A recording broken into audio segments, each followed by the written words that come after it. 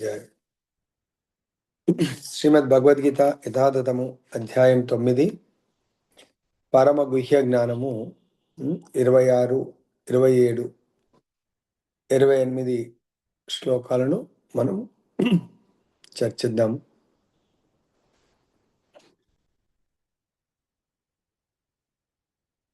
ఈరోజు భగవంతుడి యొక్క సారాంశం ఏంటంటే, మానవుడు భగవంతుడికి దేనిని సమర్పించడం వల్ల కృష్ణుని చేరుకుంటాడు లేదా భగవంతుని చేరుకుంటాడు అనేది మనం ఈరోజు చర్చిద్దాం. దేనిని సమర్పించాలి అంటే భగవంతుడు మనకు చాలా క్లియర్గా చెప్తున్నారు. మనందరం ఎవరైతే జీవులు భగవంతుడికి సమర్పించే ముందు 2 క్వాలిఫికేషన్స్ ఉండాలి. మనకు ప్రేమ ఉండాలా, భగవంతుడి పట్ల భక్తి ఉండాలా. ప్రేమతో మరియు భక్తితో ఎవరైతే భగవంతుడికి పత్రాన్ని కానీ, పుష్పాన్ని కానీ, ఫలాన్ని కానీ, తర్వాత జలాన్ని, ఇక్కడ పత్రం అంటే లీఫీ వెజిటబుల్స్ విత్ తులసి, పుష్పాలు భగవంతుడు అలంకార ప్రియుడు, సువాసన కలిగినటువంటి పుష్పాలను, ఫలమును లేదా జలాన్ని, అంటే ఈ సృష్టిలో ఈ 4 సమర్పించలేనటువంటి దరిద్రుడు ఎవ్వడు ఉండడు. ఎంత పేదవాడైనా జలాన్ని తులసి పెట్టి మనం సమర్పిస్తే భగవంతుడు దాన్ని స్వీకరిస్తాను అని అంటున్నారు భగవంతుడు. దానివల్ల ఓకే, నేను భగవంతుడికి సమర్పిస్తాను, ఇన్ రిటర్న్ నాకు ఏమొస్తుంది అంటే భగవంతుడు చెప్తున్నాడు, నిత్య సుఖము, శాశ్వతము, ఆనందము మనము చాలా సులభంగా పొందగలుగుతారు. ఎక్కడ? ఈ మానవ దేహంలో మనం ఉంటూ మనం ఎన్నో దుఃఖాలను, బాధలను, అశాంతిని ఎదుర్కొంటున్నాం. రోజు ఇది అలవాటు చేసుకోండి. రోజు నిత్య నియమం లాగా భగవంతుడికి ఈ 4 ఏంటవి? పత్రాన్ని, పుష్పాన్ని, ఫలాన్ని, తోయాన్ని ప్రేమతో, భక్తితో కలిపి పెట్టాలి. ఇది ఎవరు పెట్టగలుగుతారు? మరి చాలా తెలివిగల వాళ్ళే. ఎస్, నాకు శాంతికి సూత్రం భగవంతుడికి ఇవి సమర్పించాలా, నా ఆనందానికి సూత్రం భగవంతుడికి ఇవి సమర్పించాలా, నా శాశ్వత తత్వానికి సూత్రం భగవంతుడికి ఇవి సమర్పించాలి అని మనం కన్విన్స్ అయ్యి భగవంతుడికి నిత్య నియమం, ఒకరోజు కాదు, నిత్య నియమం ప్రకారం మనం సేవ చేయాలి భగవంతుడికి. ఈ విధంగా సమర్పణతో దానివల్ల మనకు భగవంతుడితో సంబంధం ఏర్పడుతుంది. ఎటువంటిది? శాశ్వత సంబంధము.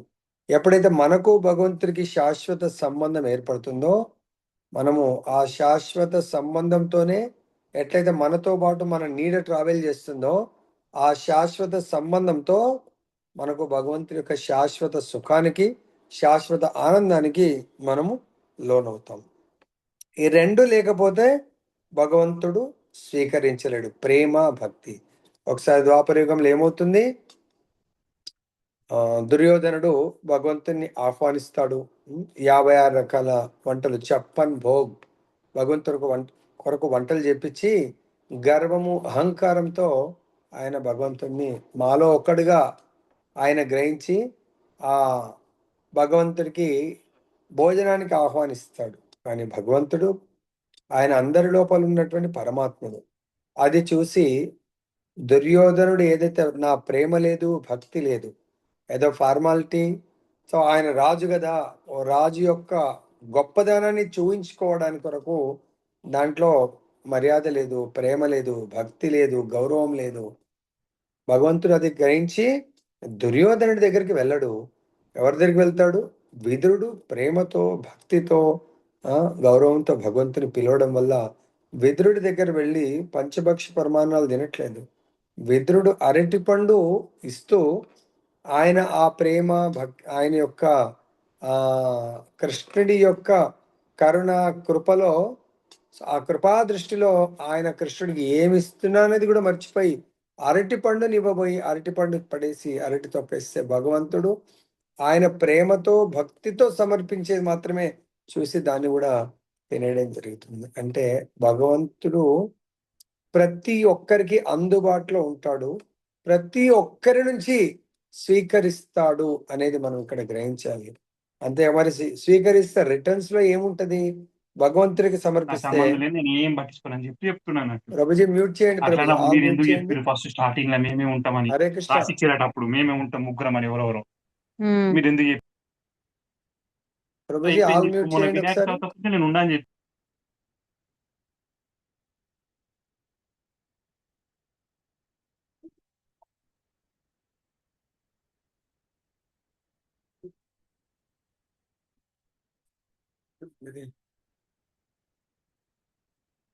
హరే కృష్ణ. అందరిని మ్యూట్ చేయండి ప్రభుజీ.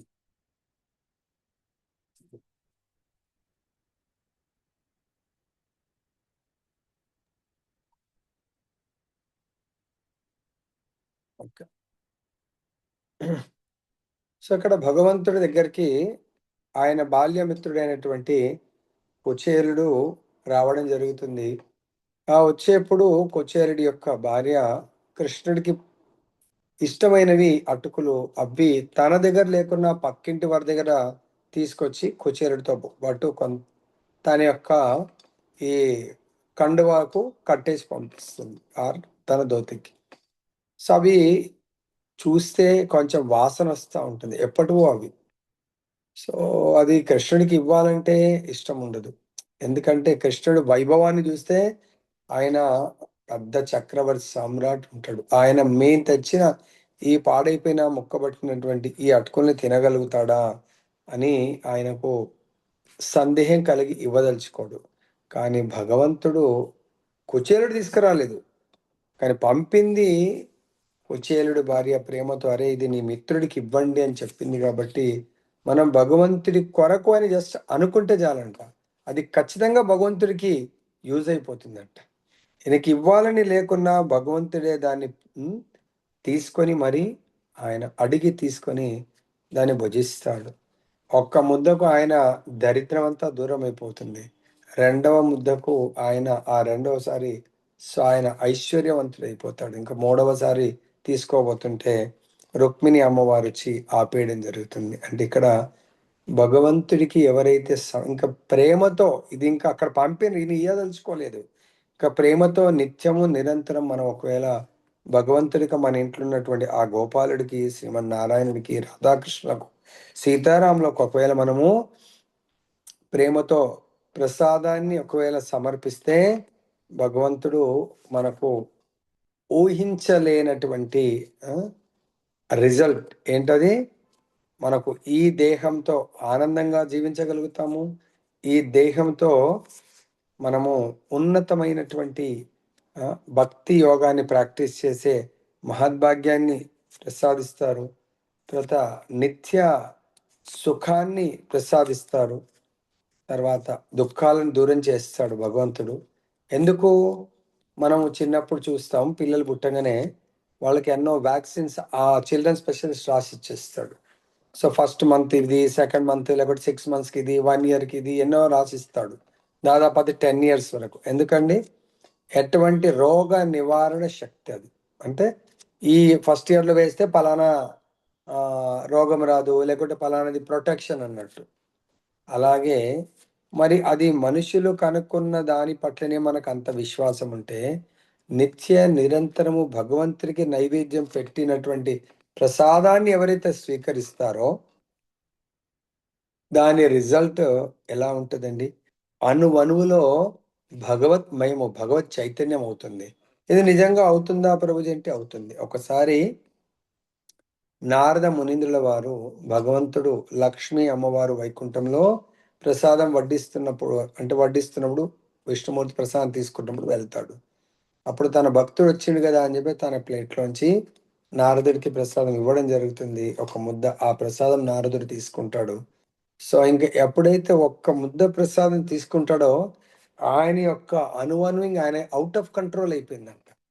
మొత్తం ఆయన ఎప్పుడూ లేనంత ఆనందము, అసలు ఊహాతీతమైన ఆయన ఆనందానికి. అప్పుడు ఆనందాన్ని ఎవరితో పంచుకుంటారు? జనరల్గా మనకు కూడా ఆనందం వస్తే మనం చాలా నియర్ అండ్ డియర్ వాళ్ళతో పంచుకుంటాం. ఆయనకు చాలా నియర్ అండ్ ఎవరు అనిపించారు?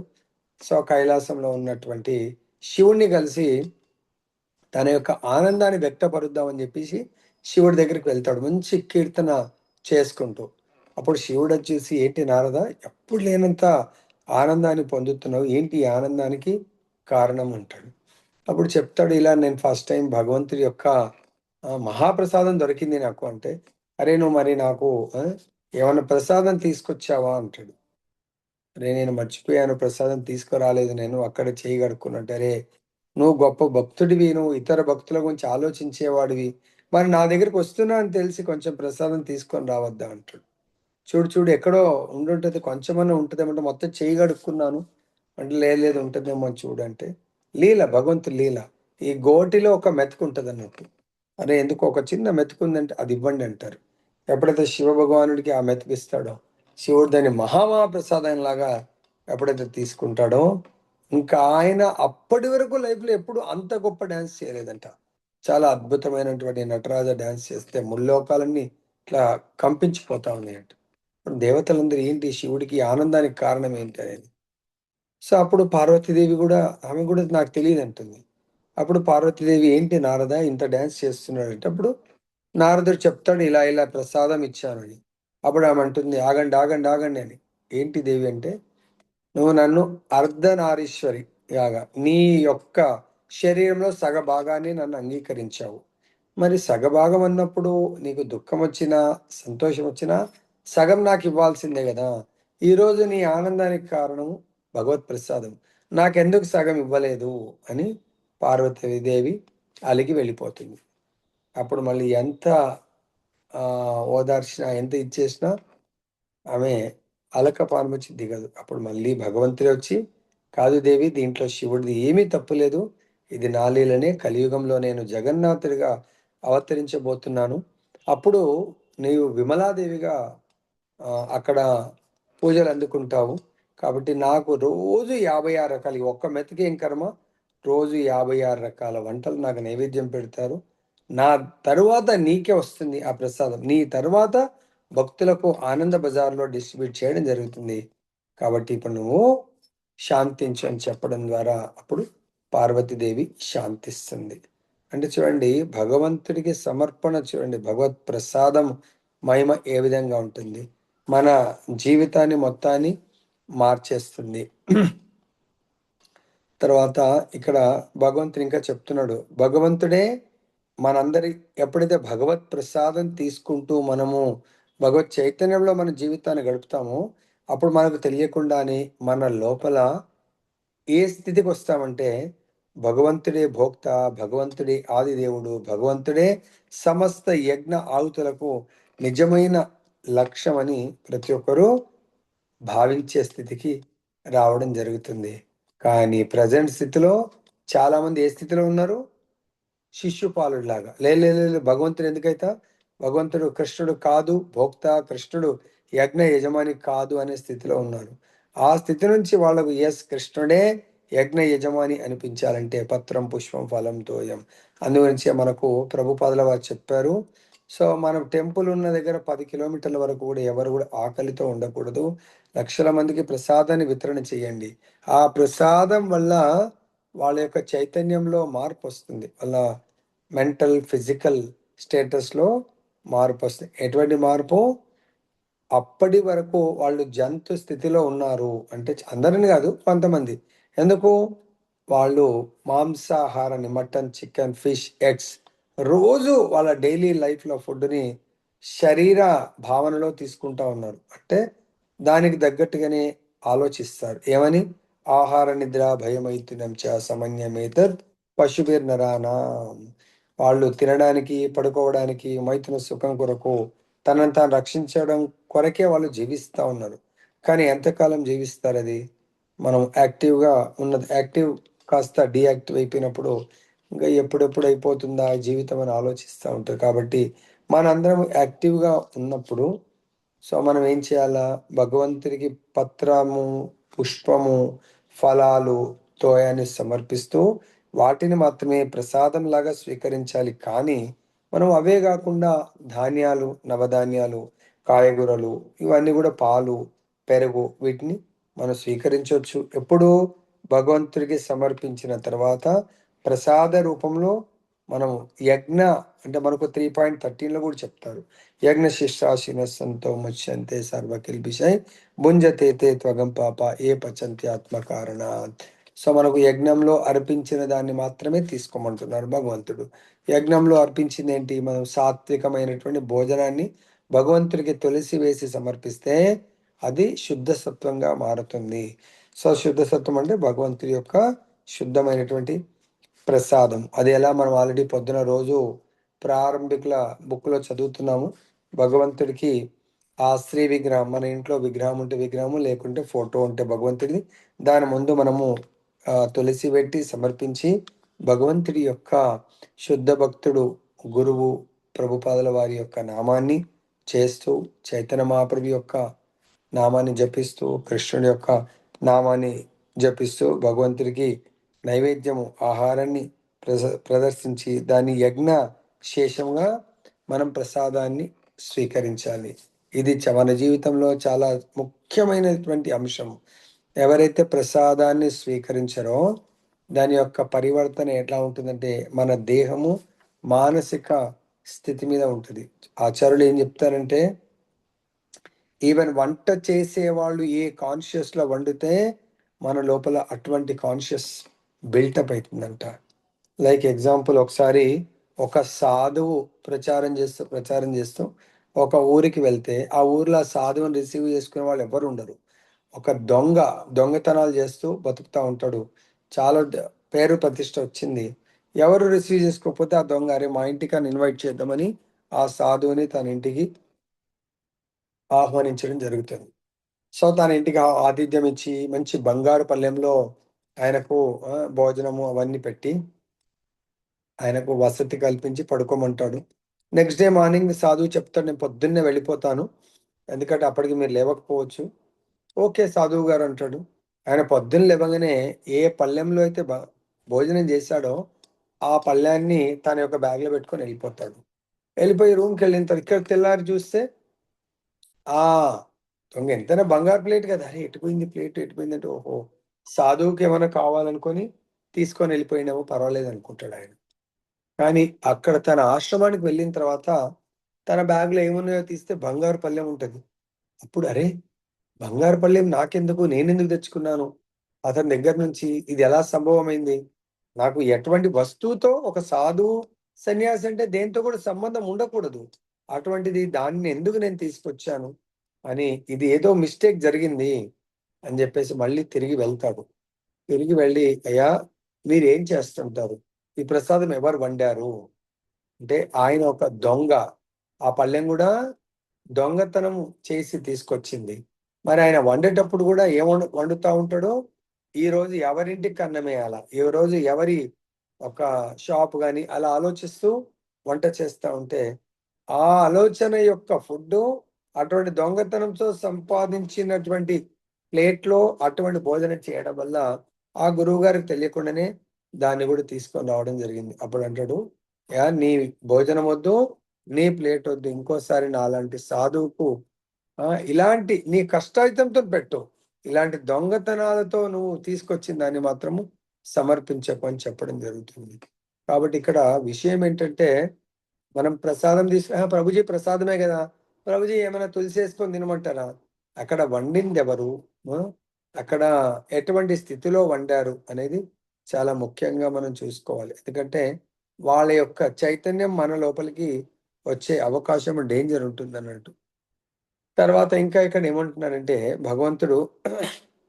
భగవంతుడి ఇంద్రియాలు కూడా మనలాంటివనే ఉంటాయి, కానీ అవి దివ్యమైన ఇంద్రియాలు, మనమేమో భౌతికమైనటువంటి ఇంద్రియాలు. భగవంతుడు కూడా ప్రసాదాన్ని స్వీకరిస్తాడు, కానీ మళ్ళీ అట్ ది సేమ్ టైం అలానే పెడతాడు. ఓం పూర్ణమద పూర్ణమిదం పూర్ణాత్ పూర్ణముదచ్యతే అంటే భగవంతుడు పూర్ణుడు.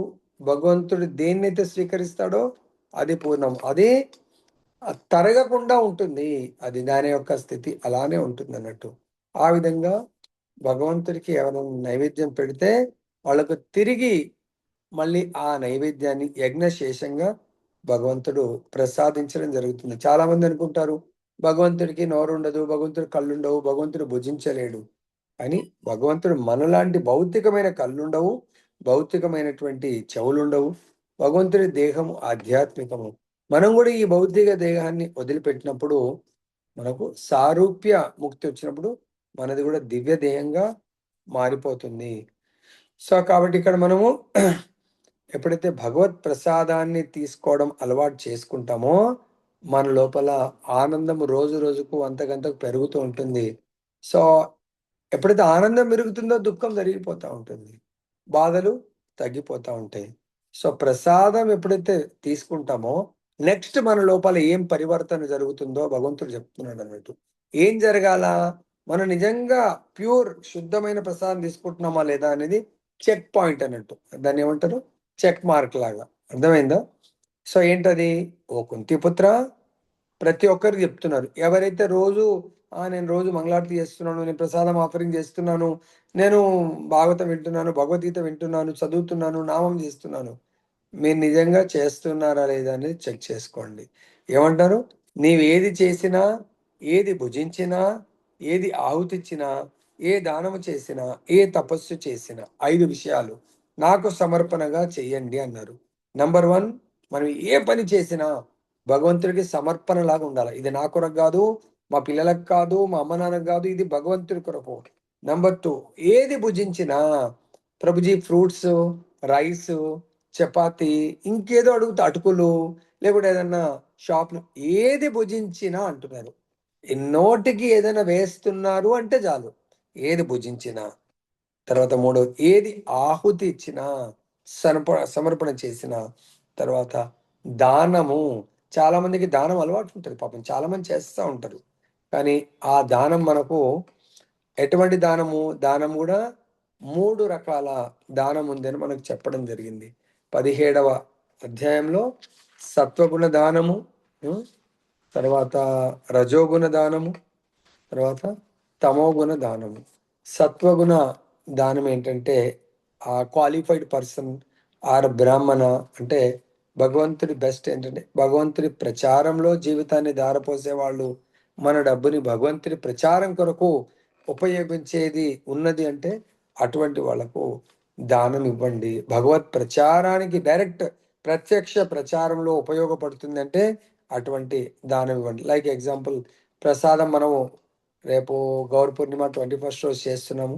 సో వీఆర్ ఎక్స్పెక్టింగ్ 300 మంది వస్తే 300-400 మంది రావాలి, మంచి ప్రసాదం పెట్టాలి. మనము ఎంత హాల్ 500 వచ్చినా కూడా పర్వాలేదు, మన అందరం కలిసి దానికి తలా ఒక చేయి వేసి మనం ఆ ప్రసాదాన్ని కానీ, ఆ ఫెస్టివల్ డెకరేషన్ కానీ, తర్వాత పంచామృత అభిషేకాలు కానీ, తర్వాత 100 and above మాలలు చేసిన భక్తులను వాళ్లకు సన్మానం లాగా వాళ్ళకి ఏదన్నా గిఫ్ట్ ఇవ్వడంలో కానీ.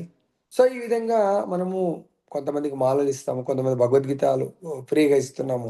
సో ఏ దానము చేసినా అది డైరెక్ట్ భగవంతుడికి ఎఫెక్ట్ అయ్యేటట్టు ఉండాలా. ఏ తపస్సు చేసినా, సో కొందరు తపస్సులు కూడా 3 రకాలు. మన జీవితము 4 పిల్లర్స్ మీద నిలబడుతుందని చెప్పాము.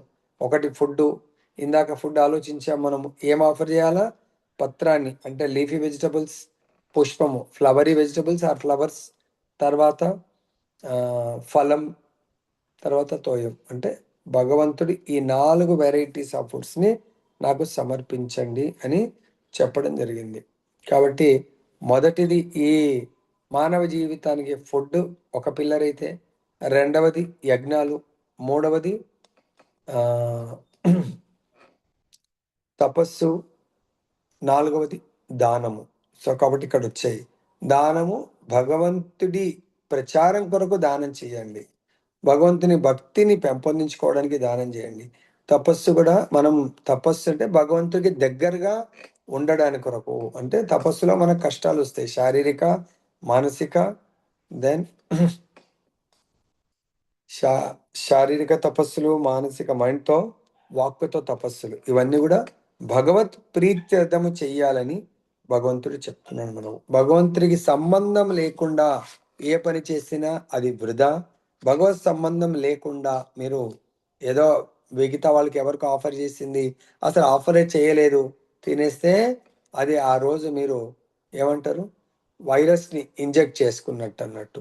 ఓకే, తర్వాత ఏది ఆహుతి ఇచ్చినా, సాక్రిఫైస్ చాలా మంది చేస్తూ ఉంటారు, ఆహుతి ఇస్తూ ఉంటారు, అది భగవంతుడికి ఆహుతి ఇవ్వడానికి ప్రయత్నం చేయాలి. దానము కూడా భగవంతుడు, తపస్సు కూడా భగవంతుడికి సంబంధించింది మాత్రమే చెయ్యండి అంటున్నారు.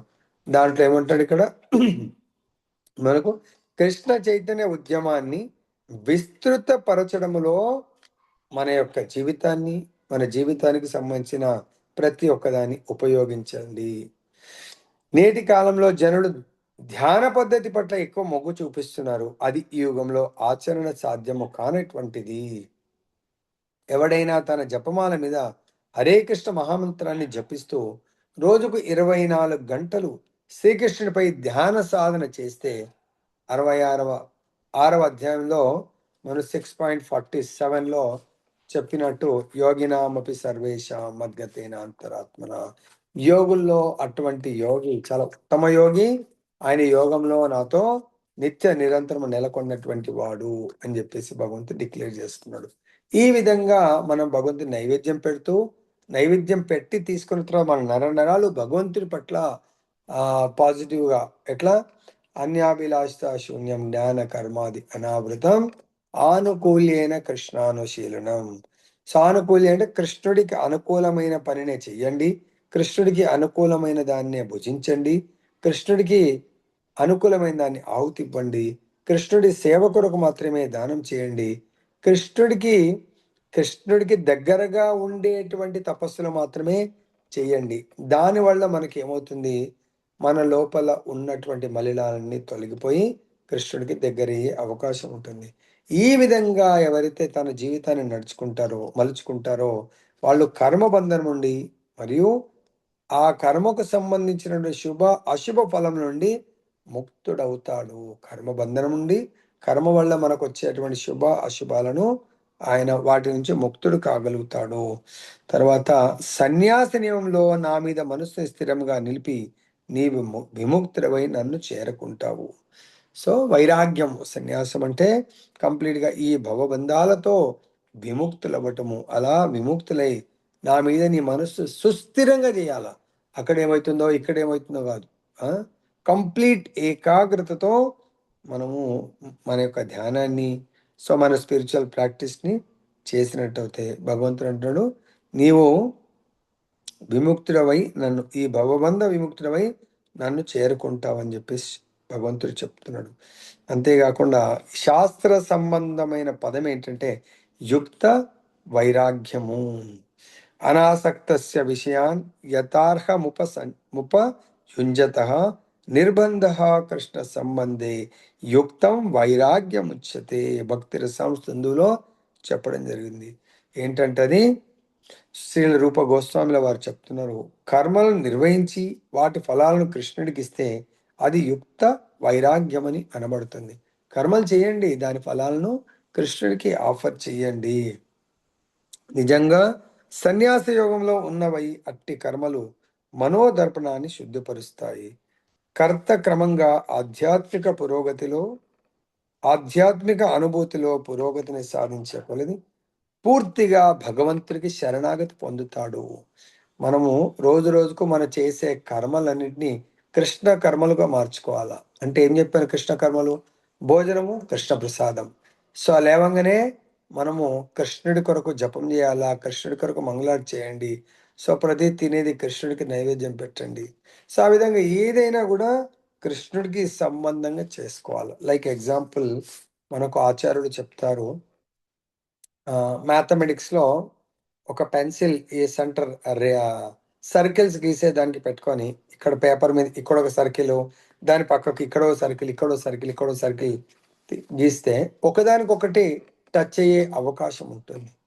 కానీ మనము సెంటర్ ఇక్కడ వీటి సెంటర్లు వేరు వేరు, కొంచెం సెంటర్ డిఫరెన్స్ వచ్చిందంటే ఇది అది క్లాష్ అవుతూ ఉంటాయి. కానీ అదే మనము ఒక దగ్గర పాయింట్ పెట్టేసి సెంటర్ పాయింట్ రౌండ్ గీత గీసాం, ఇంకా కొంచెం డిస్టెన్స్ పెంచాం, రౌండ్ గీత గీసాం, ఇంకా పెంచాం రౌండ్. సో అట్లా ఎన్ని సర్కిల్స్ గీసినా సెంటర్ ఒకటే కాబట్టి సెంటర్ని మారుస్తే మళ్ళీ కట్ అవుతూ ఉంటాయి. సెంటర్ ఒకటే ఉంటే మీకు ఒక సర్కిల్ ఇంకో సర్కిల్ ఢీ కొనదు. సో దాని రేఖలో అవి ఉన్నట్టు మనకు కనబడతా ఉంటాయి అన్నట్టు. సో కాబట్టి ఇక్కడ భగవంతుడు మనకు చాలా చక్కగా వివరిస్తా ఉన్నారు. భౌతిక జగత్తులో ఉన్నంత వరకు మనం పని చేయవలసి ఉంటుంది. సో భౌతిక జగత్తును మరి పని చెయ్యకుండా అంటే భౌతిక కర్మ చెయ్యకుండా ఉండాలంటే సో ఏ వ్యక్తికైనా కూడా యుక్త వైరాగ్యము అవసరము. సో ఇది సన్యాసంలో ఉన్నవై అట్టి సన్యాస యోగంలో ఉన్నవై అట్టి కర్మలు మనోదర్పణాన్ని కూడా శుద్ధపరుస్తాయి. సో కాబట్టి కర్త ఆ విధంగా ఆధ్యాత్మిక అనుభూతిలో పురోగతిని సాధిస్తా ఉన్నప్పుడు అంటే మనం శరణాగతి పొందుతుంటే ఆధ్యాత్మిక పురోగతి అవుతున్నట్టు. శరణాగతి ఇంకా రాలేదంటే ఆధ్యాత్మిక పురోగతి రానట్టు. ఎవరైతే సంపూర్ణ శరణాగతి ఉంటుందో అవుతారో వాళ్ళకు భగవంతుడు ముక్తి అనే డోర్స్ ఓపెన్ చేస్తాడు.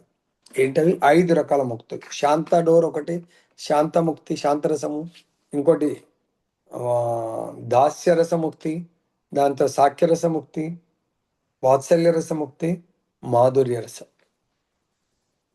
ఈ 5 రకాల ముక్తుల్ని భగవంతుడు మనందరి కొరకు ఓపెన్ చేస్తాడు. Yes, you can whatever you can choose whichever ముక్తి యూ వాంటెడ్. సో అప్పుడు మనం అందరం కూడా అది ఎప్పుడు సాధ్యమవుతుంది? భగవంతుడికి సంపూర్ణ శరణాగతి.